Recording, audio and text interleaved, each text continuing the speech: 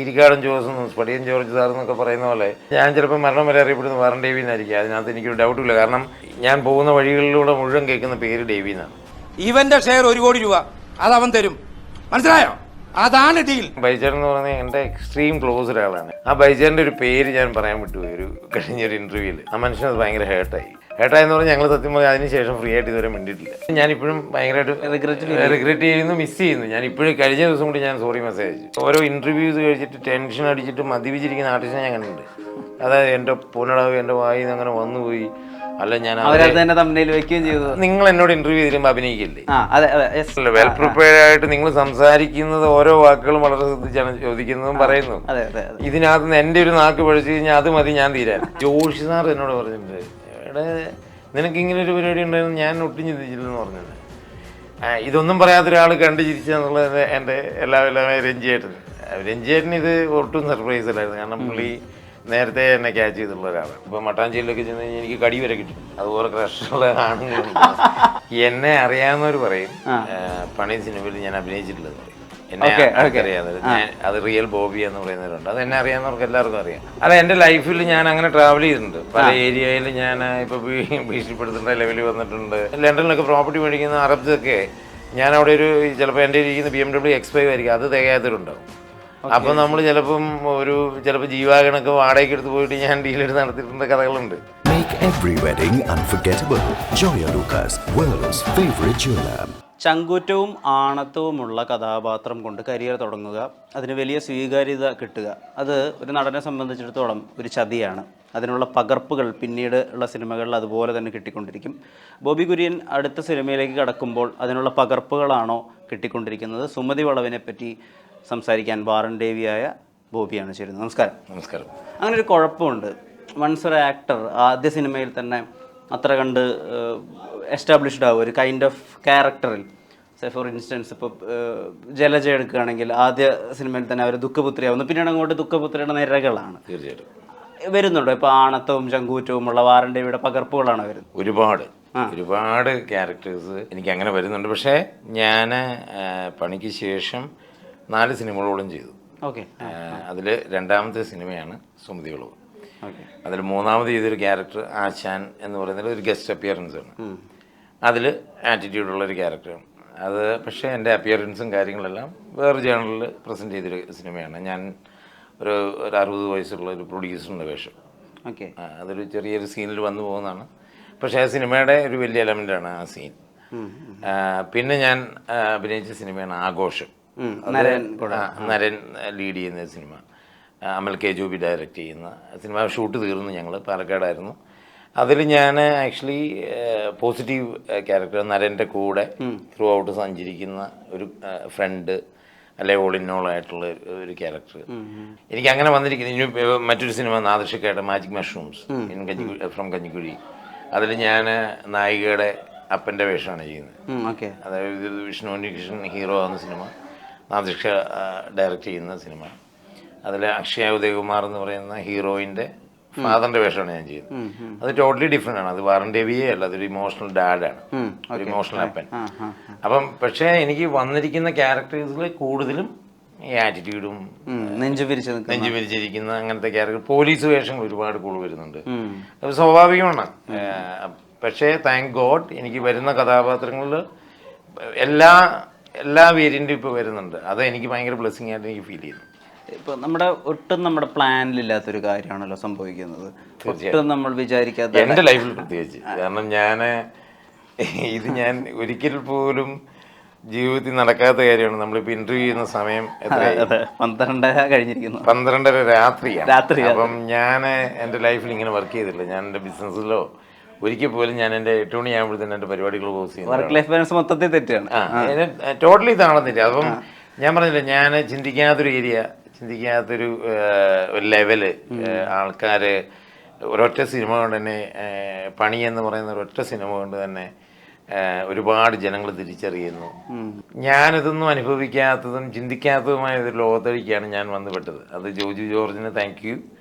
എന്നിരുന്നാൽ പോലും ഞാനതുമായിട്ട് കോപ്പ് ചെയ്ത് വരുന്നുള്ളൂ. എനിക്ക് ഇത്രയും പണി ഇറങ്ങിയിട്ട് ഓൾമോസ്റ്റ് കഴിഞ്ഞ ഒക്ടോബർ 2024 ഇറങ്ങിയതാണ് പടം.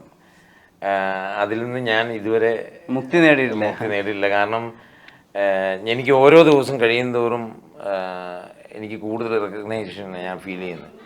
ഞാൻ പണി ഇറങ്ങിക്കഴിഞ്ഞ് 1 മാസം കഴിഞ്ഞപ്പോഴത്തെ റെക്കഗ്നൈസേഷൻ അല്ല എനിക്കിപ്പോൾ ഉള്ളത്. ഇപ്പോൾ എന്നെ എല്ലാവരും തിരിച്ചറിയാൻ തുടങ്ങിയിരിക്കുന്നത്. അത് അപ്പം ഞാൻ തന്നെ ഐ കാൺട്ട് ബിലീവ് ഇറ്റ് എന്ന് പറഞ്ഞ ഒരു സിനിമ എന്ന് ലൈംലൈറ്റിന്റെ ഒരു അതൊരു അതിനെ എങ്ങനെ ഡിസ്ക്രൈബ് ചെയ്യണമെന്ന് എനിക്കറിയില്ല. കാരണം ഇത് വേറൊരു മായാലോകമാണ്. ഇത് ഞാൻ ചിന്തിച്ചിട്ടുള്ളോ ആഗ്രഹിച്ചിട്ടുള്ളോ ഉള്ള ഒരാളല്ല. സീരിയസ്ലി ഞാൻ കാരണം നമ്മൾ ആഗ്രഹിക്കണമെങ്കിൽ നമ്മളൊരു നടനാകണമെന്ന് ആഗ്രഹിക്കണം. ഞാൻ അങ്ങനെയൊന്നും ചിന്തിച്ചിട്ടില്ല. കാരണം ഞാൻ വേറൊരു ട്രാവലിൽ പൊയ്ക്കൊണ്ടിരുന്ന ഒരാളാണ്. ഞാൻ സിനിമയുടെ പല മേഖലകളിൽ ഞാൻ ഇൻവോൾവ് ആയിട്ടുണ്ട്, പല രീതിയിൽ. എൻ്റെ സൗഹൃദങ്ങൾ മുഴുവൻ ഇതിനു മുമ്പ് പല ഇൻ്റർവ്യൂവിൽ ഞാൻ പറയുന്നത് പല സൗഹൃദങ്ങളെല്ലാം സിനിമയിലാണ്. എൻ്റെ മജോറിറ്റി ഫ്രണ്ട്സ് ഒരു 90-95% ഫ്രണ്ട്സ് എന്ന് പറയുന്നത് മൂവി ഇൻഡസ്ട്രിയിൽ നിന്നാണ്. അത് എൻ്റെ ഒരു വേറെ ട്രാവൽ സൈഡിൽ സംഭവിച്ചാണ്. ഞാൻ UK ലോജിസ്റ്റിക്സ് ഒക്കെ ആയി ബന്ധപ്പെട്ട് അതെ പ്രൊഡക്ഷൻ്റെ ഭാഗമാകുക, അതൊക്കെയാണ് ഞാൻ ചിന്തിച്ചിട്ടുള്ളതും. ഞാൻ അല്ലെ ഷോ നടത്തുക, അല്ലെ ആൾക്കാർ വരുമ്പം അവരെ റിസീവ് ചെയ്യുക, ട്രീറ്റ് ചെയ്യുക, ഇതൊക്കെയായിരുന്നു എൻ്റെ ലോകം. ഇതിൽ നിന്നെല്ലാം മാറ്റി മറിച്ചൊരു സിനിമയാണ് പണി. അത് ജോജു ജോർജ് എന്നെ ഇൻവൈറ്റ് ചെയ്ത് എന്നെ നിർബന്ധിച്ച് എന്നെ ഫോഴ്സ് ചെയ്ത് അഭിനയിപ്പിച്ചൊരു സിനിമയാണ് പണി. അതിൽ നിന്ന് ഞാൻ എടുത്തൊരു ട്രാവല്, ഞാൻ സത്യം പറഞ്ഞ എയറിലാണ്. ഞാൻ എന്താണ് എൻ്റെ ജീവിതത്തിൽ നടക്കുന്നതെന്ന് എനിക്കറിയില്ല. ഞാൻ സിനിമകൾ നല്ലത് ഇത് ഞാൻ ഇന്നും കഥ കേട്ടു. ഞാൻ ഇപ്പോഴും ഇന്നിവിടെ രാവിലെ 11 മണി തൊട്ട് നമ്മൾ ചാനൽ ഇൻ്റർവ്യൂസ് നടക്കുകയാണ് ഗോകുലത്തിൽ. വിജയ് സേതുപതിക്ക് അഭിനയിക്കാനുള്ള ഒരു സ്റ്റിങ് കിട്ടുക എന്നൊക്കെ പറയുന്ന ഒരു ഏരിയ വരുന്നതും, അദ്ദേഹം അക്കൗണ്ടിങ് ജോലി കഴിഞ്ഞിട്ട് അദ്ദേഹത്തിൻ്റെ കെട്ടിടത്തിൽ നിന്ന് റൂം വരെ നടക്കുമ്പോൾ ഈ TV ഡിസ്പ്ലേകളുണ്ടല്ലോ ദുബായിൽ. അപ്പോൾ അവിടെ ഒരു അനിമേഷൻ മൂവി പ്ലേ ചെയ്തുകൊണ്ടിരിക്കുകയാണ്. അപ്പം അതിലൊരു ഡൊണാൾഡ് ഡക്ക് എന്നെ പോലെ ഒരു ക്യാരക്ടർ അവരുടെ ഒരു ആനിമേഷൻ വോയിസ് സംസാരിച്ചുകൊണ്ടിരിക്കുക. അപ്പം ഇത് എനിക്ക് ഇമിറ്റേറ്റ് ചെയ്യാൻ പറ്റിയെങ്കിൽ എന്ന് വിചാരിച്ചുകൊണ്ട് അത് പറഞ്ഞു റൂമിലേക്ക് പോവുകയും എല്ലാ രാത്രിയും സംഭവിക്കുകയും അങ്ങനെ പിന്നെ ആക്ടർ ആയാലും ഇത് എനിക്ക് സ്ക്രീനിൽ ചെയ്യാൻ പറ്റില്ല, അങ്ങനെ ഒരു ആലോചന അയാളിലേക്ക് വരികയാണ്. എനിക്ക് എൻ്റെ ഒരു പരിമിതമായ അറിവ് വെച്ചിട്ട് ബോബി ഒരു റിയൽ എസ്റ്റേറ്റും ഒക്കെ ആയി ബന്ധപ്പെട്ടുള്ള ആളാണ്. അപ്പോൾ പല രീതിയിലുള്ള ആളുകൾ ഡിപ്ലോമാറ്റിക് ആയിട്ടും അല്ലാതെയും ഒക്കെ പല വിധത്തിൽ കാണേണ്ട ആവശ്യമുണ്ട്. അതെ, അവിടെയും നമുക്ക് അഭിനയങ്ങളുണ്ടല്ലോ. അതായത് ഈ ആ അഭിനയങ്ങളൊക്കെ കൂടിയാണ് പിന്നെ അതിൻ്റെ ഒരു ആകത്തുകയെ ഹെൽപ്പ് ചെയ്ത്, അങ്ങനെ തോന്നിയിട്ടുണ്ടോ? എന്നെ അറിയാവുന്നവർ പറയും പണി സിനിമയിൽ ഞാൻ അഭിനയിച്ചിട്ടില്ലെന്ന് പറയും. എന്നെ അറിയാതെ അത് റിയൽ ബോബി എന്ന് പറയുന്നവരുണ്ട്. അത് എന്നെ അറിയാവുന്നവർക്ക് എല്ലാവർക്കും അറിയാം. അതിനുള്ള സിനിമ ഭീഷണിയൊക്കെ ഉണ്ട്. അതെ, എൻ്റെ ലൈഫിൽ ഞാൻ അങ്ങനെ ട്രാവൽ ചെയ്തിട്ടുണ്ട്. പല ഏരിയയിൽ ഞാൻ ഇപ്പോൾ ഭീഷണിപ്പെടുത്തേണ്ട ലെവലിൽ വന്നിട്ടുണ്ട്. അല്ലാതെ പല ട്രാവൽ ഉണ്ടായിട്ടുണ്ട്. അതിപ്പം അതൊരു ചാനൽ ഇൻ്റർവ്യൂ പറയേണ്ട കാര്യങ്ങൾ. എന്നാലും നമ്മുടെ ബിസിനസ്സിൽ ട്രാവലിൽ പല ഏരിയയിൽ കൂടെ നമ്മൾ ട്രാവൽ ചെയ്തിട്ടുണ്ട്. പക്ഷെ എന്നെ സംബന്ധിച്ചിടത്തോളം ഞാൻ ഒരുപാട് അനുഭവങ്ങൾ നേരിട്ട് കണ്ടിട്ടുള്ള ഒരാളാണ്. ഒരുപാട് ലോക്കൽ നമ്മുടെ സാധാരണക്കാരായ ജനങ്ങളുടെ ജീവിതവും എനിക്ക് നന്നായിട്ട് അറിയാം. കാരണം ഞാൻ ഇടുക്കി ജില്ലയിൽ ജനിച്ചു വിടുന്ന ഒരാളാണ്, കട്ടപ്പനക്കാരനാണ്. അപ്പം എൻ്റെ ഫാദർ ഒരു ഫാമറാണ്. അപ്പോൾ ഞങ്ങളുടെ വീട്ടിൽ ഒരുപാട് പണിക്കാർ. അപ്പോൾ അവരുടെ കഷ്ടപ്പാടുകളും കാര്യങ്ങളും ഇതെല്ലാം ഞാൻ ഫീൽ ചെയ്ത് വളർന്നിട്ടുള്ള ഒരാളാണ്. എൻ്റെ ലൈഫ് എന്ന് പറയുന്നത് തന്നെ പബ്ലിക്കിന് വേണ്ടിയുള്ള ലൈഫാണ്. ഞാൻ ജനിച്ച കാലം തൊട്ട് അങ്ങനത്തെ ഒരു ട്രാവൽ. അപ്പം ഞാൻ ഇതിനകത്ത് ഒരുപാട് എനിക്ക് ക്യാരക്ടേഴ്സിന് എൻ്റെ ലൈഫിൽ വന്നു പോയിട്ടുണ്ട് പല മേഖലയിൽ കൂടെ. അപ്പോൾ ഒരു കഥ പറയുമ്പം എനിക്ക് റെഫറൻസ് എടുക്കാൻ ഒരാളുണ്ടാവും എൻ്റെ ലൈഫിൽ. അതാണ് ഞാൻ പറഞ്ഞത്. സുമതി ഉളവിൽ ഞാൻ ചെയ്യുന്ന SI ബെഞ്ചമിൻ എന്ന് പറയുന്ന ക്യാരക്ടർ.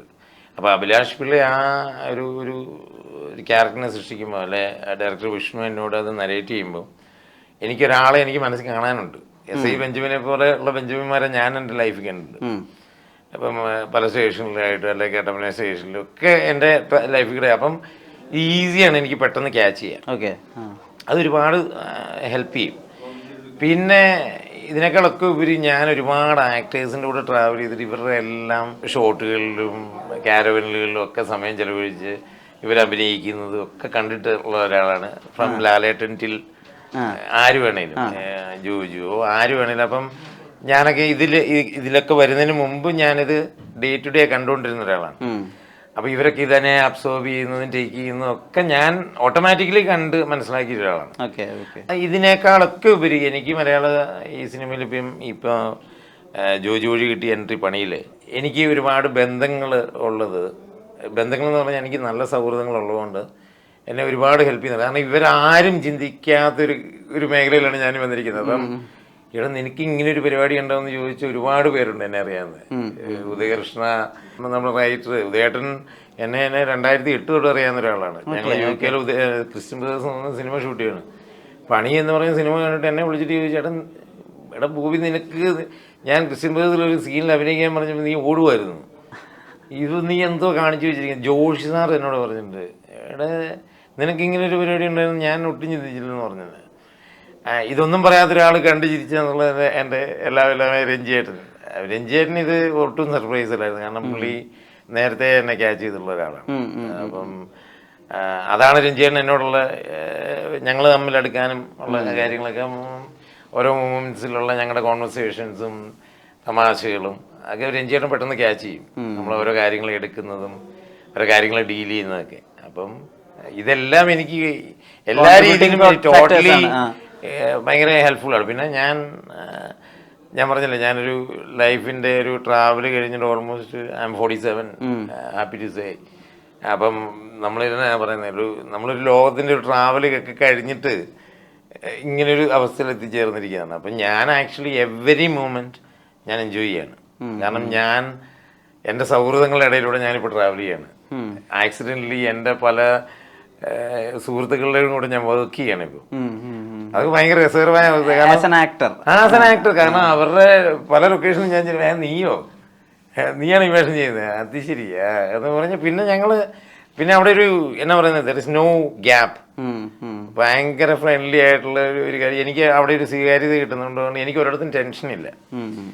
അല്ലെന്നുണ്ടെങ്കിൽ തന്നെ എനിക്ക് പരിചയമില്ലാത്തൊരു ലൊക്കേഷനാണെങ്കിൽ പരിചയമില്ലാത്ത ആൾക്കാരാണെങ്കിൽ പോലും ഞാൻ പെട്ടെന്ന് മിങ്കിളാവും. ഞാൻ ഷോട്ടിന് മുമ്പ് തന്നെ അവരുമായിട്ട് സിങ്കായിട്ട് ഞാൻ ഷോട്ടിന് കയറുള്ളൂ. കാരണം എന്നാലേ അതിനൊരു ഒരു സീനിനൊരു കരിസ്മ ഉണ്ടാവും. ബോബി, ഇനി അങ്ങോട്ട് ആളുകൾ പ്രതീക്ഷിക്കുക പണിയുടെ ഒരു ബെഞ്ച് മാർക്ക് നിൽക്കുന്നതുകൊണ്ട് തന്നെ സ്വാഭാവികതയാണ്. ഏറ്റവും റിയലിസ്റ്റിക് ആയിട്ട് അഭിനയിച്ച ഒരു വേഷമാണ്. അപ്പോൾ ഇനിയും റിയലിസ്റ്റിക് ആയിട്ട് അഭിനയിക്കുക എന്നുള്ളതായിരിക്കും ആളുകൾ പ്രതീക്ഷിക്കുക. അപ്പം അവിടെ ഉള്ളൊരു കാര്യം എന്ന് വെച്ചാൽ ഇപ്പം നേരത്തെ പറഞ്ഞ പോലെ വാറൻ ഡേവി ഒരു പരിധി വരെയെങ്കിലും ബോബിയാണ്. ഇതിൽ നിന്ന് കംപ്ലീറ്റ്ലി അപ്പുറത്തേക്കുള്ള ഒരാൾ, അതായത് വളരെ നിസ്സഹായനായിട്ടുള്ള ഒരാളൊക്കെ വന്നു കഴിഞ്ഞാൽ അവിടെയല്ല ശരിക്കും ബോബിയുടെ ടാലന്റ് എത്ര മാത്രം ഉണ്ട്. അവിടെയല്ല ഒരു നമുക്കൊരു ഉള്ളിൽ നിന്നൊരു പുള്ള് കൊടുക്കേണ്ടി വരും. ഒരു ആക്ടർക്ക് ഒരു ജേണർ തന്നെ നമുക്കൊരു ആക്ടർ പിടിച്ചു കഴിഞ്ഞാൽ പോയി. അപ്പം സുമതി വളവ് എന്ന് പറയുന്ന സിനിമ ഞാൻ ചൂസ് ചെയ്യാൻ തന്നെ കാര്യം അതാണ്. കാരണം എനിക്ക് ഒരിക്കലും പണി കഴിഞ്ഞിട്ട് ഞാൻ പെട്ടെന്ന് 2-3 സ്ക്രിപ്റ്റുകൾ കേട്ടിരുന്നു. കാരണം അതിനകത്ത് വന്നതെല്ലാം അതിനകത്ത് പോലീസ് വേഷങ്ങളാണ് വന്നത്. എല്ലാ ആറ്റിറ്റ്യൂഡ്, ആരഗന്റ്, അല്ലെ നെഗറ്റീവ് വില്ലൻ, ഗാങ്സ്റ്റർ. പണി എന്ന് പറയുന്നത് അതൊരു വേറൊരു മെറ്റലാണ്. അതൊരു വേൾഡാണ്, അതൊരു വേറൊരു മെറ്റലാണ്. വാറൻ ഡേവി എന്ന് പറയുന്നത് ആ ജോജു സൃഷ്ടിച്ചിരിക്കുന്ന ക്യാരക്ടറിനെ അദ്ദേഹം പ്ലേസ് ചെയ്തിരിക്കുന്ന അതിൻ്റെ രീതി, അതിനെ എൻഡ് ചെയ്ത രീതിയൊക്കെയാണ് മനുഷ്യൻ്റെ ഹുക്കായത്. അതപ്പോൾ എന്നെ കൊന്നത് എല്ലാവരും പറയുന്നത് നിങ്ങൾ ഒരിക്കലും ചാകാൻ പാടില്ലായിരുന്നു. അതാണ് ആ സിനിമയുടെ വിജയം. അതാണ് എൻ്റെ ക്യാരക്ടറിന്റെ വിജയം. അതാ ഡയറക്ടറിന്റെ പ്ലേസ്മെന്റ് ആണ് ആ ക്യാരക്ടറിന്റെ വിജയം. എന്നെ അവിടെ കൊന്നതാണ്. കറക്റ്റ് ടൈമിൽ എന്നെ തീർത്തപ്പോഴാണ് audience get a feeling that you have to kill them. അല്ലെ ഇവന്മാരെ അവിടെയാണ് വെറുപ്പ് തുടങ്ങിയത്. അതാണ് ഡയറക്ടേഴ്സ് ബ്രില്യൻസ്, റൈറ്റേഴ്സ് ബ്രില്യൻസ്. അപ്പം അതൊരു ഞാൻ പറഞ്ഞില്ലേ, എൻ്റെ കീരിക്കാടൻ ജോസും സ്പടിയൻ ജോർജ് സാർ എന്നൊക്കെ പറയുന്ന പോലെ ഇനി ഞാൻ ചിലപ്പോൾ മരണം വരെ അറിയപ്പെടുന്ന വാറൻ ഡേവി എന്നായിരിക്കും. അതിനകത്ത് എനിക്കൊരു ഡൗട്ടില്ല. കാരണം ഞാൻ പോകുന്ന വഴികളിലൂടെ മുഴുവൻ കേൾക്കുന്ന പേര് ഡേവി എന്നാണ്. ഞാൻ സീരിയസ്ലി ഞാൻ എവിടെ ഇനി എയർപോർട്ടിൽ കൂടെ ഞാൻ പോയാൽ പോലും ഡേവി ഏട്ടാന്നൊക്കെ വിളിച്ചു കഴിഞ്ഞാൽ ഞാൻ എന്നും പറഞ്ഞ് വിളി കേൾക്കുന്ന അവസ്ഥയിലായി. അപ്പം ഞാൻ അങ്ങനെയാണ് അറിയപ്പെടുന്നത്. അതിന് എനിക്കൊരു മാറ്റം ഇനിയും സുമതിയോളം അല്ല, ഇനി സുമതിയോളം ബെഞ്ചമിൻ തന്നെ ആരും വിളിക്കുമെന്ന് എനിക്കറിയില്ല. പക്ഷേ ബെഞ്ചമിൻ എന്ന് പറയുന്നൊരു ക്യാരക്ടർ ഈ സിനിമയിൽ ഒരു സെർട്ടൺ പോയിന്റ് അനിവാര്യമായിട്ടൊരു ക്യാരക്ടറാണ്. അത് അഭിലാഷ് പ്ലേസ് ചെയ്തിരിക്കുന്നതും അതിനെ ഇൻട്രോ ചെയ്തിരിക്കുന്ന രീതികളും അതിനെ ട്രാവൽ ചെയ്തിരിക്കുന്ന ആ ക്യാരക്ടറിനെ കൊണ്ടുപോയിരിക്കുന്ന രീതി ഭയങ്കര രസകരമായിട്ടാണ്. അതാണ് എന്നെ അട്രാക്ട് ചെയ്തത്. എനിക്കൊരു നല്ല ഇൻട്രോ, ഒരു നല്ല മാസ് രീതിയിലുള്ള ഇൻട്രോ 90 കാലഘട്ടത്തിൽ അതിനകത്തൊരു കാടിനകത്തൊക്കെ ഷൂട്ട് ചെയ്തൊരു ഭയങ്കര രസകരമായ ഇൻട്രോ. ഒരു സീക്വൻസ് തന്നെയുണ്ട് സിനിമയിൽ. ഓൾമോസ്റ്റ് കുറേ നേരം തന്നെ ഞാൻ സിംഗിളായിട്ട് ഫ്രെയിം ഷോൾഡർ ചെയ്യുന്നൊരു കുറേ, അത് എത്ര നേരം ഉണ്ടെന്ന് എനിക്കറിയത്തില്ല, ബട്ട് മോർ ദാൻ അറ്റ്ലീസ്റ്റ് ഒരു 1.5-2 മിനിറ്റോളം കാണുമെന്ന് എനിക്ക് വിചാരിക്കും. പിന്നീട് ആ ക്യാരക്ടർ ത്രൂ ഔട്ട് എൻഡ് വരെ ഓൾമോസ്റ്റ് ക്ലൈമാക്സ് വരെ കൊണ്ടുപോകുന്നൊരു ക്യാരക്ടർ. അതിലൊരു നെഗറ്റീവ് ഷെയ്ഡ് തന്നെയാണ് സുമതി ഉള്ളത്. പക്ഷേ വാറൻ ഡേവി ആയിട്ട് യാതൊരു സാമ്യമോ ഒന്നുമില്ല. ഞാൻ അങ്ങനെ ഒരു പ്ലേ അല്ല എടുത്തിരിക്കുന്നത്. എൻ്റെ ഒരു പ്രാർത്ഥനയും എൻ്റെ ഒരൊറ്റ അപേക്ഷ ദൈവത്തിനോടുള്ളത്, ഒരിക്കലും ജനങ്ങൾക്ക് വാറണ്ടേവിയായി ഫീൽ ചെയ്തതെന്ന്. കാരണം നിങ്ങൾ ഈ പറഞ്ഞ പോലെ ഞാൻ അതിൽ വാറണ്ടേവിയായിട്ട് ഫീൽ ചെയ്ത് കഴിഞ്ഞാൽ ഞാൻ എങ്ങും അല്ലാതായി. അപ്പം എനിക്ക് കിട്ടിയ ആ ക്യാരക്ടറിനെ ബെഞ്ചമിനായിട്ട്, SI ബെഞ്ചമിനായിട്ട് തന്നെ എന്നെ കൊണ്ട് പറ്റുന്ന രീതിയിൽ ഞാൻ പ്രസൻറ്റ് ചെയ്തിട്ടുണ്ടെന്ന് ഞാൻ വിചാരിക്കുന്നു. എന്നോട് പറഞ്ഞിരിക്കുന്ന ഡയറക്ടറും അഭിലാഷും പ്രൊഡ്യൂസേഴ്സും എൻ്റെ കൂടെ അഭിനയിച്ചവരെല്ലാം ഹാപ്പിയാണ്. പിന്നെ എൻഡ് ഓഫ് ദി ഡേ മൂവിയാണ്. ഇതിൻ്റെ മാർക്കിടുന്നത് നമ്മളാരുമല്ല, ഇതിനകത്ത് വർക്ക് ചെയ്തവരല്ല, ഇതിൻ്റെ ഓഡിയൻസാണ്. അപ്പോൾ ജനങ്ങൾ ഇത് കണ്ടിട്ട്, എനിക്കറിയില്ല എനിക്ക് തരുന്ന സ്വീകാര്യത എന്താണെങ്കിലും I will take it. Career ആരംഭിക്കുന്നത് ഏകദേശം ഒരു 40കളിലാണല്ലോ. അപ്പം അതിന് മുമ്പ് ഒരു ലൈഫ് ജീവിച്ചിരിക്കുന്നു, ഏറെക്കുറെ സത്യം പറഞ്ഞാൽ ഇപ്പോൾ റിട്ടയർമെൻറ്റ് ഫേസിലാണ്. അപ്പോൾ അത്യാവശ്യം ധനമൊക്കെ സ്വരൂപിച്ച് വെച്ചിട്ടുണ്ടെന്നൊക്കെയാണ് നമ്മൾക്ക് കാഴ്ചയിൽ മനസ്സിലാകുന്നത്. വലിയ പ്രശ്നങ്ങളൊന്നുമില്ല, മനസ്സമാധാനമുള്ളൊരു ജീവിതം. അപ്പോൾ നോക്കൂ, ഈ ബാക്കിയുള്ള ആക്ടേഴ്സ് അവരുടെ ലൈവ്ലിഹുഡിന് വേണ്ടി അല്ലെങ്കിൽ അവരുടെ ഫിൽമോഗ്രഫിയിൽ ഒരു ഡയറക്ടറുടെ ഒരു പടം ചേർക്കാൻ വേണ്ടി വളരെ മനസ്സമാധാനമായിട്ടുള്ള സ്പേസിൽ നിന്നുകൊണ്ടാണ് ബോബി ഓരോ പടവും ചൂസ് ചെയ്യുന്നത്. അതിൻ്റെ ഒരു എളുപ്പം അനുഭവിക്കുന്നുണ്ടോ? ഇത് ഞാൻ പറഞ്ഞു, ഇറ്റ്സ് എ പീപ്പിൾസ് ജഡ്ജ്മെൻറ്റ്. ഇപ്പം ഞാൻ ഭയങ്കര സെറ്റിൽഡ് ആണ്, അല്ലെന്നുണ്ടെങ്കിൽ യാതൊരു പ്രോബ്ലം ഇല്ലാതെ ലൈഫിനെ ഭയങ്കര ഈസി ആയിട്ട് കാണുന്നുള്ള ഒരാളെന്നുള്ളത് എൻ്റെ ധാരണയാണ്, വിധിയെഴുത്താണ്. അത് ഇതെന്നാന്നറിയോ, ഇത് നമ്മുടെ സോഷ്യൽ മീഡിയയും നമ്മുടെ ലൈഫും കാര്യങ്ങളും ഇത് ദർ ഈസ് എ ലൈഫ്, അത് other end there is A life for each and every person. ഇപ്പോൾ അത് ആരെടുത്താലും, ലാലേട്ടനെ എടുത്തെന്ന് പറഞ്ഞാലും, നിങ്ങൾ ഈ call any person in cinema, അവർക്കെല്ലാവർക്കും അവരുടേതായ ഒരുപാട് പ്രശ്നങ്ങളും കാര്യങ്ങളും ഉണ്ട്. ഉറപ്പായിട്ടും ഒന്നല്ലെങ്കിൽ മറ്റൊരു രീതിയിലില്ലാത്ത ഒരാൾ പോലും കാണത്തില്ല. ഞാൻ ഒരുപാട് പേരെ ഞാൻ ഈ സിനിമ ട്രാവലിൽ കണ്ടിട്ടുള്ള ഒരാളാണ്. ഒരുപാട് പേര് ക്ലോസ് ആൻഡ് പേഴ്സണൽ. എനിക്ക് വളരെ പേഴ്സണൽ ആയിട്ട് ഹൗ ദേ ട്രാവൽ എന്ന് പറയുന്നത്. നമ്മളീ കാണുന്നതേ അല്ല ലൈഫ്. ഈ അവർക്കും ഉണ്ട് വികാരങ്ങളും വിചാരങ്ങളും, EMIയും ലോണും. സീരിയസ്ലി ഇപ്പം ഞാൻ ചോദിക്കട്ടെ, നല്ലൊരു ഇപ്പം നിങ്ങൾ കാണുന്നത് ചിലപ്പോൾ ഒരു റേഞ്ച് റോവറിൽ നടക്കുന്നതായിരിക്കും. ഈ റേഞ്ച് റോവറിൻ്റെ മാസം അടവ് ആരെങ്കിലും ചിന്തിച്ചിട്ടുണ്ട്? അതെ. ഇതിനൊരു CC ഇല്ലാതെ റെഡി ക്യാഷ് കൊടുത്ത് ഒരാൾ വണ്ടി മേടിക്കത്തില്ല. അപ്പോൾ ഇതൊരു സർവൈവൽ എന്ന് പറയുന്നത് there is A part in every once life. അപ്പം ഇതെന്ന് പറയുന്ന ഒരു മായാലോകമാണ് സിനിമ. ഇപ്പം എനിക്കിത് വലിയ പ്രശ്നമില്ലാതെ തോന്നുന്നു പറഞ്ഞു കഴിഞ്ഞാൽ, ഞാൻ വെളിരാജ്യത്താണ് ജീവിക്കുന്നത്, UK ജീവിക്കുന്നത്, ഞാനൊരു ബിസിനസ്സിൽ ജീവിക്കുന്നതാണ്. അപ്പം ഞാൻ ചെയ്യുന്ന ബിസിനസ് തന്നെ ഇതിൻ്റെ വേറൊരു ഷോ ബിസിനസ്സാണ്. റിയൽ എസ്റ്റേറ്റ് ആണ്. ഇവിടുത്തെ റിയൽ എസ്റ്റേറ്റ് പോലല്ല, അവിടെ വെരി ഹൈ പ്രൊഫൈലിൽ നിന്നാലേ ഞാൻ ഇതൊന്നും അല്ല വേഷം. അവിടെ ഫുൾ ടൈം സൂട്ടും ടൈയും അങ്ങനെ ജീവിക്കുന്ന ഒരാളായിരുന്നു. അപ്പം അവിടെ നമ്മൾ കള്ളത്തരങ്ങൾ നിങ്ങൾ പറഞ്ഞ പോലെ ഒരുപാട് ആക്ട് ചെയ്തിട്ടാണ് നമ്മളൊരു കച്ചവടം തന്നെ നടത്തുന്നത്. അപ്പം ഇതെല്ലാം ത്രൂ ഔട്ട് അഭിനയമാണ്. നമ്മൾ എന്തെല്ലാം സെറ്റ് ഇട്ടിട്ടാണെന്നറിയാം അവിടെ ഒരു വീട് വയ്ക്കുന്നത്. കാരണം ഞാൻ ചില ക്ലയൻറ്റിന് വേണ്ടി റെൻറ്റിന് കാർ എടുത്ത് പോയി ഡീൽ നടത്തിയിട്ടുള്ള കഥകളൊക്കെ ഉണ്ട് റിയൽ എസ്റ്റേറ്റിൽ. നമ്മുടെ പ്രൊഫൈൽ കാണിക്കാൻ വേണ്ടി. ഇപ്പം ലണ്ടനിലൊക്കെ പ്രോപ്പർട്ടി മേടിക്കുന്ന അറബ്സൊക്കെ, ഞാൻ അവിടെ ചിലപ്പോൾ എൻ്റെ ഇരിക്കുന്ന BMW X5 ആയിരിക്കും, അത് തികയാത്തവരുണ്ടാവും. അപ്പം നമ്മൾ ചിലപ്പോൾ ജീവാഗണൊക്കെ വാടകയ്ക്ക് എടുത്ത് പോയിട്ട് ഞാൻ ഡീലെടുത്ത് നടത്തിയിട്ടുള്ള കഥകളുണ്ട്. അപ്പോൾ ചിലപ്പം ആ വണ്ടിയുടെ റെന്റ് ചിലപ്പോൾ പോകും. എന്നാലും വി ആർ ട്രൈങ് എന്ന് പറഞ്ഞ പോലെ തന്നെയാണ് ഈ ഷോബിസ് ബിസിനസ്സിൽ നമ്മൾ especially when you are living as a celebrity. ഞാൻ റിയലൈസ് ചെയ്തൊരു കാര്യമാണ്, ഈ കുറച്ചൊക്കെ ആളുകളുണ്ട്, ഇറ്റ്സ് നോട്ട് ഈസി. നമ്മൾ അതിനൊത്ത് തന്നെ ജീവിക്കണം, അല്ലെങ്കിൽ നമ്മളെ ആരും നോക്കത്തുമില്ല. ഇപ്പം ഞാൻ പറയട്ടെ, ഞാനിപ്പോൾ ഇൻ്റർവ്യൂവിന് തന്നെ ഇന്നിപ്പോൾ 6-7 ഇൻ്റർവ്യൂവിന് ഞാൻ പല ഷർട്ടിട്ട് വരുന്നു. ഇതിപ്പോൾ ഒരു ഇൻ്റർവ്യൂ തുറന്ന് പറയുന്നതിന് എനിക്ക് യാതൊരു മടിയില്ല. കാരണം എന്നെ ആ ഒരു ഷർട്ടിട്ട് കണ്ടു കഴിഞ്ഞാൽ ആ ഇൻ്റർവ്യൂസ് എല്ലാം പോയി. ഇത് സെയിം ചെയ്തെന്ന് ആൾക്കാർ റെക്കഗ്നൈസ് ചെയ്യുന്നൊരു കാലം വന്നു. അപ്പോൾ ഇതെല്ലാം നമ്മൾ ഇപ്പം നിങ്ങൾ എന്നോട് ഇൻ്റർവ്യൂ ചെയ്തിരുമ്പോൾ അഭിനയിക്കില്ലേ? നമ്മൾ ഫ്രീ ചോദ്യങ്ങളല്ലോ, വെൽ പ്രിപ്പയർഡ് ആയിട്ട് നിങ്ങൾ സംസാരിക്കുന്നത് ഓരോ വാക്കുകളും വളരെ ശ്രദ്ധിച്ചാണ് ചോദിക്കുന്നതും പറയുന്നു. ഇതിനകത്ത് നിന്ന് എൻ്റെ ഒരു നാക്ക് പഠിച്ചു കഴിഞ്ഞാൽ അത് മതി ഞാൻ തീരാൻ. അപ്പം അങ്ങനെയുള്ള വേൾഡിലാണ് നമ്മൾ ജീവിക്കുന്നത്. അപ്പം എവരിബഡി ഗോട്ട് സ്ട്രഗ്ലിംഗ് തിങ്. ഞാൻ ചോദിക്കട്ടെ, ഓരോ ഇൻ്റർവ്യൂസ് കഴിച്ചിട്ട് ടെൻഷൻ അടിച്ചിട്ട് മദ്യപിച്ചിരിക്കുന്ന ആർട്ടിസ്റ്റിനെ ഞാൻ കണ്ടിട്ടുണ്ട്. അതായത് എൻ്റെ പൊന്നടാവ് എൻ്റെ വായിൽ നിന്ന് അങ്ങനെ വന്നുപോയി, അല്ല ഞാൻ എനിക്ക് ഇന്റർവ്യൂവിൽ പറയാതിരിക്കാൻ മേല. എൻ്റെ ഏറ്റവും വലിയ സൗഹൃദങ്ങളിലൊന്നായിരുന്നു തിരുവനന്തപുരം ബൈജേട്ടൻ ആക്ടർ. ഞാൻ എൻ്റെ ആകെ ഒരു ഇന്റർവ്യൂ ഞാൻ പണി കഴിഞ്ഞിട്ട് കൊടുത്തുള്ളൂ, ഒരു പേഴ്സണൽ ഇന്റർവ്യൂ. ഇതുപോലെ ഇത് എൻ്റെ സെക്കൻഡ് ഇന്റർവ്യൂ ആണ് ആക്ച്വലി ഞാൻ പേഴ്സണൽ ഇന്റർവ്യൂ കൊടുക്കുന്നത്. ആ ഒരു ഇന്റർവ്യൂവിൽ ഞാൻ ബൈജേട്ടൻ എന്ന് പറഞ്ഞാൽ എൻ്റെ എക്സ്ട്രീം ക്ലോസ് ഒരാളാണ്. എൻ്റെ ലൈഫിൽ ഭയങ്കര ഇൻഫ്ലുവൻസ് ചെയ്ത എൻ്റെ കുടുംബത്തോട് സംസാരിക്കുന്ന, എൻ്റെ മക്കളോട് സംസാരിക്കുന്ന സുഹൃത്താണ് ബൈജേട്ടൻ. ആ ബൈജേട്ടൻ്റെ ഒരു പേര് ഞാൻ പറയാൻ വിട്ടുപോയി ഒരു കഴിഞ്ഞൊരു ഇൻ്റർവ്യൂവിൽ. എൻ്റെ ഭയങ്കര ക്ലോസ് ആൾക്കാരുടെ. ആ മനുഷ്യനത് ഭയങ്കര ഹേർട്ടായെന്ന് പറഞ്ഞാൽ ഞങ്ങൾ സത്യം പറഞ്ഞാൽ അതിന് ശേഷം ഫ്രീ ആയിട്ട് ഇതുവരെ മിണ്ടിയിട്ടില്ല. അപ്പോൾ ഇത് ഞാൻ പറയുന്നത് ഇപ്പം ഈ ചോദ്യം വന്ന് സ്ട്രഗിളിങ്ങിൻ്റെ സമയം നമ്മൾ ഓരോ വാക്കുകൾ ഓരോ വ്യക്തികളും ഇത് ഞാൻ മനഃപൂർവ്വം വിട്ടുപോയല്ല. ഞാൻ മാക്സിമം ഞാൻ പറയില്ല, എൻ്റെ ജീവിതത്തിൽ എനിക്ക് താങ്ക്ഫുള്ളായിട്ട് ഒരുപാട് ആൾക്കാരുണ്ട്. അപ്പം ഇങ്ങനെ ഒരു സംഭവത്തിൽ ഞാൻ പറയില്ല, എനിക്ക് ബൈജേട്ടനെ ലോസ്റ്റ് ആയ പോലെയാണ്. കാരണം ബൈജേട്ടൻ അതുപോലെ ഹേർട്ടായി. കാരണം ഞാൻ പല ആൾക്കാരുടെയും പേര് പറഞ്ഞു, ലാലേട്ടൻ്റെ പേര് പറഞ്ഞു, രഞ്ജിത്ത് സാറിൻ്റെ പേര് പറഞ്ഞു, ഈവൻ ജോണി ചേട്ടൻ, വിജയരാഘവൻ, അങ്ങനെ കുറേ ആൾക്കാരുടെ എൻ്റെ പേഴ്സണലായിട്ടുള്ള ഭയങ്കര ക്ലോസ് ആയിട്ടുള്ള കുറേ ആൾക്കാരുടെ പേരിൽ ബൈജേട്ടനെ ഞാൻ ആക്സിഡൻ്റലി വിട്ടുപോയി.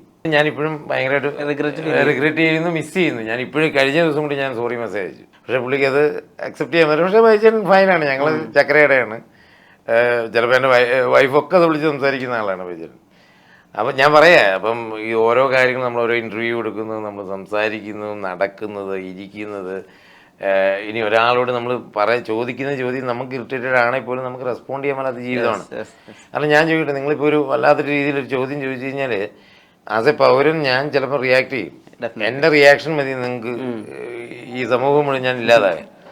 അപ്പോൾ അതുപോലൊരു ഏരിയയിലാണ് നമ്മളിപ്പോൾ ജീവിക്കുന്നത്. ഈ പറഞ്ഞ പൗര ജീവിതം ഉണ്ടല്ലോ, അതായത് ഇപ്പം നോർമലി ഉള്ളൊരു ബോബി, അതായത് UK ഡീലുകളെല്ലാം ക്ലോസ് ചെയ്ത് സമാധാനമായിട്ട് ഒരു റെസ്റ്റോ ബാറിലിരുന്ന് ഒരു ബിയർ സിപ്പ് ചെയ്യുന്ന ബോബി. പക്ഷെ ഇന്ന് ആ ബോബി അങ്ങനെ ബിയർ സിപ്പ് ചെയ്യുമ്പോൾ അവിടെ ഇപ്പം UK ഏറ്റവും അധികം ഉള്ളത് UK കൂടുതൽ മലയാളികളാണെന്ന് തോന്നുന്നു. അപ്പോൾ ദേ വാറന്റേവി ഇരുന്ന് മദ്യപിക്കുന്നു, നടൻ ബോബി ഇരുന്ന് മദ്യപിക്കുന്നു എന്ന് പെട്ടെന്ന് അവരുടെ മൈൻഡിലേക്ക് വരും. അപ്പോൾ നമ്മൾ, അതായത് പ്രേക്ഷകർ അല്ലെങ്കിൽ സാധാരണ ജനങ്ങൾ മനസ്സിലാക്കുക, ആരോഗ്യത്തെയൊക്കെ കാത്തു സൂക്ഷിക്കുന്ന സൽസ്വഭാവിയായ ഒരു മനുഷ്യനെ അവർ മനസ്സിൽ പ്രതീക്ഷിച്ചിട്ടുണ്ടാവുക ആസ് എൻ ആക്ടർ.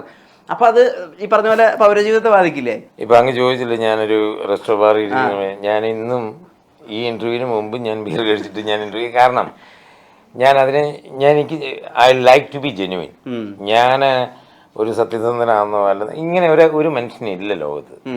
ഞാൻ ചോദിക്കട്ടെ, ചിലർ കള്ളു കുടിക്കുന്നവരായിരിക്കും, ചിലപ്പം ബിയർ കഴിക്കുന്നവരായിരിക്കും, ചിലപ്പോൾ ഒരു സിഗരറ്റ് വലിക്കുന്നവരായിരിക്കും. അതൊക്കെ അവരുടെ ചോയ്സസാണ്, അവരുടെ സ്വാതന്ത്ര്യമാണ്. പിന്നെ അത് അത് ചെയ്യുന്നത് ഞാൻ ഒരാൾ കാണിക്കുന്ന കണ്ടിട്ടില്ല. അത് എൻ്റെ താല്പര്യം കൊണ്ട് എനിക്ക് തോന്നുമ്പം, എനിക്ക് റിലാക്സ് ചെയ്യണമെന്ന് തോന്നുമ്പോൾ, എനിക്കെല്ലാം ചില്ല് ചെയ്യണമെന്ന് തോന്നുമ്പോൾ അത് ഞാൻ ചെയ്യുന്ന എൻ്റെ ഒരു പ്രൈവറ്റ് കാര്യമാണ്. അതാരും ഇൻഫ്ലുവൻസ് ചെയ്യേണ്ട കാര്യമില്ല. അത് അങ്ങനെ ലോകത്ത് ആരും ഇൻഫ്ലുവൻസ് ആയിട്ടില്ല. ഒരാളും അങ്ങനെ ഇൻഫ്ലുവൻസ് ആയിട്ട് മദ്യപാനി, ഒരാൾക്ക് ഇൻട്രസ്റ്റ് ഇല്ലാതെ ഒരു മദ്യപാനി കള്ളു കുടിക്കുന്നുണ്ടെങ്കിൽ അവൻ്റെ താല്പര്യം കൊണ്ട് കുടിക്കുന്നത്, അവൻ ആരാളും കണ്ടുപിടിക്കുന്നതല്ല. അവൻ്റെ ബോഡിക്ക് അത് വേണമെന്ന് അവന് തോന്നിയിട്ട് തന്നെ കുടിക്കുന്നത്. അതിനകത്ത് സിനിമ ഇൻഫ്ലുവൻസ് അല്ല, ഒരു വ്യക്തികളെ ഇൻഫ്ലുവൻസ് അല്ല. അപ്പം ഞാൻ പറഞ്ഞില്ല, അതിപ്പം ഞാൻ ഇതുപോലെ കഷ്ടപ്പെടുന്നില്ല. 12 മണി രാത്രിക്ക് അല്ല 1 മണി രാത്രിക്ക് ഇന്ന് ഇൻ്റർവ്യൂ ഓടിക്കുന്നുണ്ടെങ്കിൽ ഞാൻ അതുപോലെ ലൈഫ് എൻജോയ് ചെയ്തില്ലെങ്കിൽ I am not a human being എന്ന് ചിന്തിക്കുന്ന ആളാണ് ഞാൻ. കാരണം ഞാൻ നാളെ ഇനി എണീറ്റിട്ട് ഇനി വീണ്ടും ഇൻ്റർവ്യൂസിന് വന്ന് അങ്ങനെയല്ല. എനിക്ക് ഉറങ്ങാൻ സമയം വേണം, അല്ല ഇത് കഴിഞ്ഞിട്ട് 1 മണിക്കൂർ എനിക്ക് കഴിക്കാൻ സമയം വേണം. ഇതിൻ്റെ എല്ലാം അങ്ങനെ റിലാക്സ് ചെയ്ത് ജീവിക്കുന്ന ആളാണ് ഞാനിപ്പോൾ പുറത്തൊരു ബാറിൽ പോയി കള്ളു കുടിക്കുന്നതിന് സീരിയസ്ലി പറയാ, I don't have any sheet dam sheet എന്ന് പറഞ്ഞാൽ അത് എൻ്റെ പ്രൈവറ്റ് ലൈഫാണ്. അത് എന്തിനാണ് ഞാൻ ചോദിക്കട്ടെ, നമ്മൾ ഈ ഒരു ബിസിനസ്സിൽ വന്നതുകൊണ്ട് ഞാനൊരു ബാറിൽ പോയി കള്ളു കുടിക്കാതിരുന്നിട്ട് ഞാൻ വീട്ടിൽ ഇരുന്ന് കള്ളു കുടിക്കുന്നുണ്ടെങ്കിൽ ഞാൻ ഇതിനകത്ത് എന്ത് സത്യസന്ധത കാണിക്കുന്നത്? ശരിയല്ലേ? അപ്പം നമ്മൾ എൻജോയ് ചെയ്യുന്ന നമ്മൾ എന്തിനാണ് ഒരു ബാറിൽ പോയിരിക്കുന്നത്? നമുക്കൊരു ആംബിയൻസ്, നമുക്ക് വേണേൽ സുഖമായിട്ട് ബീവറേജിൽ നിന്ന് കള്ളു മേടിച്ചിട്ട് നമുക്ക് വീട്ടിൽ വേണമെന്ന് കഴിക്കാം. അതല്ല മൂഡ് നമ്മൾ ആഗ്രഹിക്കുന്നത്. നമുക്ക് അവിടുത്തെ ലൈറ്റും ആംബിയൻസും കാര്യങ്ങളും. ഇതുപോലെ തന്നെയാണ് തിയേറ്ററിൽ സിനിമ കാണുന്നത്. വീട്ടിൽ ഇരുന്ന് സിനിമ കാണുന്നത്, തിയേറ്ററിൽ ഇരുന്ന് സിനിമ കാണുന്നത് രണ്ട് വൈബാണ്. ലാർജർ ലൈഫ് എക്സ്പീരിയൻസ് വേണമല്ലോ. 100%. അവിടെ പോയി എന്തിനാണ് പോപ്കോൺ കഴിക്കുന്നത്? നമുക്ക് വീട്ടിൽ പോപ്കോൺ ഉണ്ടാക്കി കഴിക്കാമല്ലോ. അതെല്ലാം നമ്മളൊരു ഫീലിന് വേണ്ടി ചെയ്യുന്ന കാര്യങ്ങൾ. B open. ഇപ്പം ആക്ടറൊക്കെ ആവാൻ വേണ്ടിയിട്ട് ആളുകൾ നോട്ട്സ് പ്രിപ്പയർ ചെയ്യുന്നു. ഇപ്പോൾ ജോജുവൊക്കെ എത്രയോ കഷ്ടപ്പെട്ടാണ് ഒരു കഥാപാത്രത്തെ ആവാഹിക്കുന്നതൊക്കെ. ആളുകൾ ട്രാവൽ ചെയ്യുന്നു. ഇനി ആ പ്രോസസ്സൊക്കെ ചെയ്യണ്ടേ? ആളുകൾ അംഗീകരിച്ചില്ലേ? ഇത് സിനിമയെ ഓരോരുത്തർ എടുക്കുന്ന രീതികളുണ്ട്. അതായത് എനിക്ക് ജോജു തന്ന സ്കൂളാണോ, അതോ ഞാൻ വന്ന വഴികളാണോ, അതോ ഞാൻ കണ്ട് പഠിച്ച രീതികളാണോ? ഞാൻ ലൈഫിൽ ഒരുപാട് ടെൻഷൻ എടുക്കാറില്ല ഒന്നിനും. ഞാൻ ഇന്നിപ്പോൾ ഒരു കാര്യം നമുക്ക് നടത്താൻ പറ്റുന്നതിൻ്റെ മാക്സിമം ഞാൻ ട്രൈ ചെയ്യും. അത് നടന്നില്ലെന്ന് പറഞ്ഞു കഴിഞ്ഞിട്ട് ഞാൻ ഉറങ്ങാതിരിക്കുകയോ അതിനെക്കുറിച്ച് ടെൻഷൻ അടിക്കുകയോ ചെയ്തു ഞാൻ അടുത്ത കാര്യത്തിലോട്ട് പോകുന്ന ഒരാളാണ്. അപ്പം ഒരു സീനിൽ അഭിനയിക്കാൻ എന്നെ വിളിക്കുമ്പം അതെൻ്റെ ജോലിയാണെന്നും, കാരണം ഞാൻ ശമ്പളം മേടിച്ച് ചെയ്യുന്നൊരു ജോലിയായിട്ട് തന്നെയാണ് ഞാൻ അതിന് ചെയ്യുന്നത്.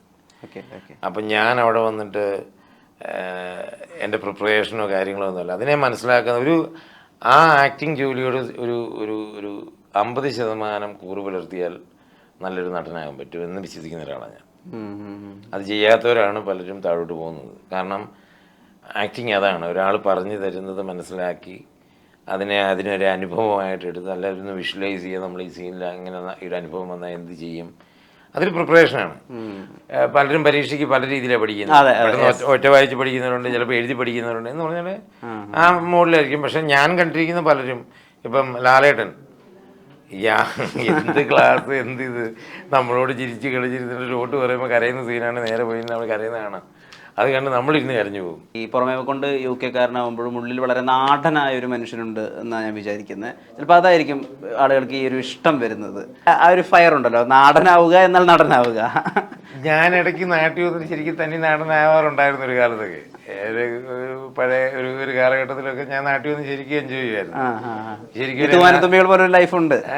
തൂവാനത്തുമ്പികൾ അങ്ങനെയല്ല, അവിടെ 2 ജീവിതങ്ങളുണ്ടല്ലോ. അല്ല, ഇതിനറിയാം, നമ്മള് നാട്ടിൽ വരുമ്പോഴത്തേനും NRIയുടെ അഹങ്കാരങ്ങളും കാര്യങ്ങളൊക്കെ ഞാൻ നേരത്തെ എൻ്റെ നാട്ടിൽ കാണിച്ചിട്ടുണ്ട്. അതൊക്കെ എല്ലാവരും കാണിക്കുന്നതാണ്, അതുപോലെ തന്നെ ഞാനും കാണിച്ചിട്ടുണ്ട്. ഇതെല്ലാം അനുഭവങ്ങളാണ് നമ്മുടെ ട്രാവൽ എന്ന് പറയുന്നത്. അപ്പം ഇനിയുള്ള മുന്നോട്ടുള്ള ട്രാവലിലും അങ്ങനെയുള്ള ക്യാരക്ടേഴ്സ് എനിക്ക് കിട്ടിയിട്ട് ഇതുവരെ കിട്ടിയിരിക്കുന്നതെല്ലാം ഞാൻ ഭയങ്കര ബ്ലെസ്ഡ് ആണ്.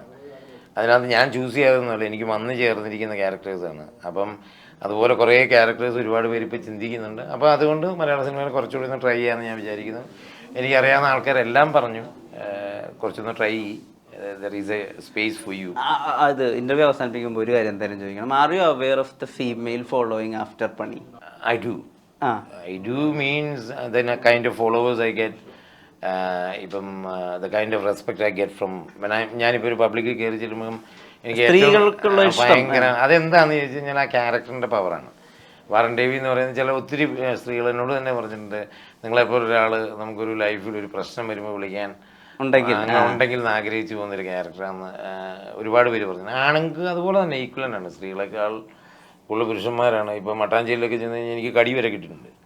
അതുപോലെ ക്രഷുള്ള ആണുങ്ങളുണ്ട് വാറൻ ദേവിയോട്. അപ്പം ഇറ്റ്സ് എ ബ്ലെസ്സിങ്. ബ്യൂട്ടിഫുൾ. ഒരുപാട് സംസാരിക്കണമെന്നുണ്ട്, സമയപരിമിതി. ഡെഫിനറ്റ്ലി നമുക്ക് മറ്റൊരു സമയത്ത് സംസാരിക്കാൻ പറ്റട്ടെ. ആൻഡ് ഇനിയും പടം സുമതി വിളവ് 1-ാം തീയതി റിലീസാവുന്നു. ഈ 1-ാം തീയതി കഴിഞ്ഞ് നമുക്ക് നേർക്കുന്ന നമുക്ക് എല്ലാവർക്കും കൂടി ഒരു ഇന്റർവ്യൂ പങ്കെടുക്കാൻ ഇടയുണ്ടാവട്ടെ. അപ്പം സിനിമ എല്ലാവരും കാണണം, സപ്പോർട്ട് ചെയ്യണം. 1-ാം തീയതി റിലീസാവുകയാണ്. ബെഞ്ചമിനെ ആളുകൾ ഏറ്റെടുക്കട്ടെ. ബെഞ്ചമിനെ മാത്രമല്ല, ഈ സിനിമയിലുള്ള എല്ലാ കഥാപാത്രങ്ങളും, ഞങ്ങളുടെ ലീഡ്, ഞങ്ങളുടെ മെയിൻ ഹീറോ അർജുൻ, ബാലു, ഒരുപാട് ആർട്ടിസ്റ്റുകളുള്ളൊരു സിനിമയാണ്. 10-40ഓളം ലീഡ് ആർട്ടിസ്റ്റുള്ളൊരു സിനിമയാണ്. അപ്പം ഒരുപാട് ആൾക്കാരുടെ പേര് പറയാനുണ്ട്. ഞങ്ങളുടെ മുരളിച്ചേട്ടൻ producer, Abhilash Pillai writer, Vishnu director. ഇതെല്ലാം ഒരു ഭയങ്കര ടീം വർക്കായിരുന്നു. ഭയങ്കര രസകരമായൊരു ഭയങ്കര ടീം വർക്കാണ്. ഇപ്പോഴും ഈ പ്രൊമോഷൻസ് എല്ലാം നടക്കുന്നത് അങ്ങനെ തന്നെയാണ്. അപ്പം എല്ലാവരും ഇതെല്ലാം ഈ കൂട്ടായ്മയ്ക്ക് എല്ലാം ഒരു ഫലം 1-ാം തീയതി ഉണ്ടാവട്ടെ എന്ന് ഞാൻ പ്രാർത്ഥിക്കുന്നു. ഗംഭീര വിജയമായിട്ട് സിനിമ സപ്പോർട്ട് ചെയ്യാം. Thank you for the time. Thank you. Make every wedding unforgettable with Joya Lucas Diamond Wedding Collection. Joya Lucas, world's favorite jeweler.